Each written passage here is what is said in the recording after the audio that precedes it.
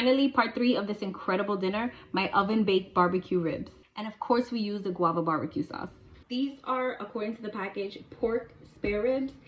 You of course can use this for beef. You can use this for any kind of ribs you want.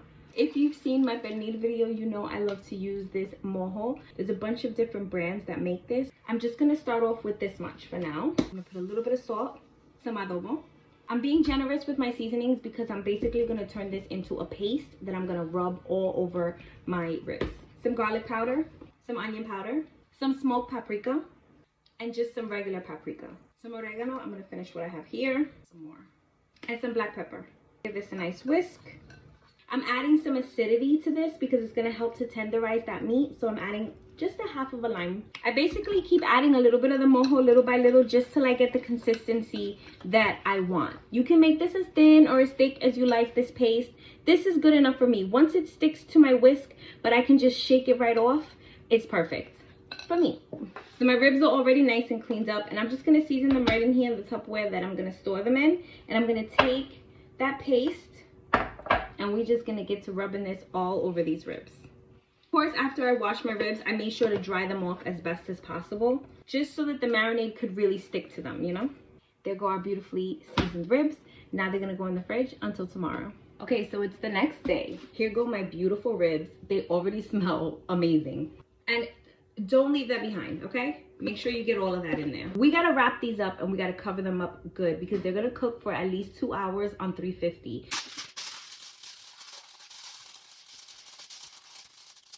Now, this is the reason why I had another layer of aluminum foil on here, because now I'm gonna take that layer of aluminum foil and wrap it up too. And then one more layer on top. You wanna make sure it's packed nice and tight because you really want that steam to stay in there and like really steam those ribs because they're gonna be so tender. Just in case, to keep things a little extra mess free, I just went ahead and put a little foil on my pan. Now I'm gonna take these to my oven at 350 and I'll let you know exactly how long they were in there when they're done. It's been 2 hours. The time has come to check on our ribs. When I tell you these smell incredible, I mean it. Be careful because the steam that comes out of this is wild.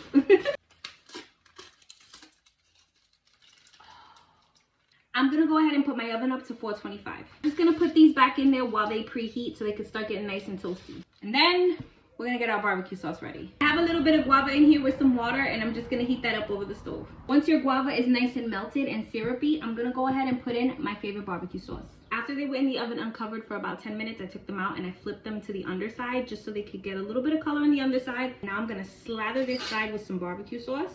Back in the oven she goes. Barbecue ribs baked in the oven is definitely a labor of love, more towards the end. You know, once you put them in the oven, they'll cook on their own 2 hours, 2 hours and a half, depending on how long you leave them in there. But then afterwards, you're gonna have to work with them like every 10 to 15 minutes and keep putting barbecue sauce on them. I mean, you could definitely just eat them like that, put a little barbecue sauce on them and keep it moving. But if you really, really want that delicious glazy barbecue sauce, you're gonna need to take your time. I just put my oven up to 475. You could definitely do this under the broiler too, but you know me and the broiler, I'm just not a fan. Now we're gonna flip them. They're so tender that I have to use 2 tongs because I don't want them to fall apart. Oh my God. It's just much easier this way. Back in the oven, I'm gonna brush just one more layer of barbecue sauce on here, a nice thin layer. Of course, you could have just stopped right there, but I'm gonna put her in the oven for just a few more minutes. I need you guys to see how tender these are. You don't even need a knife. I mean, look at that.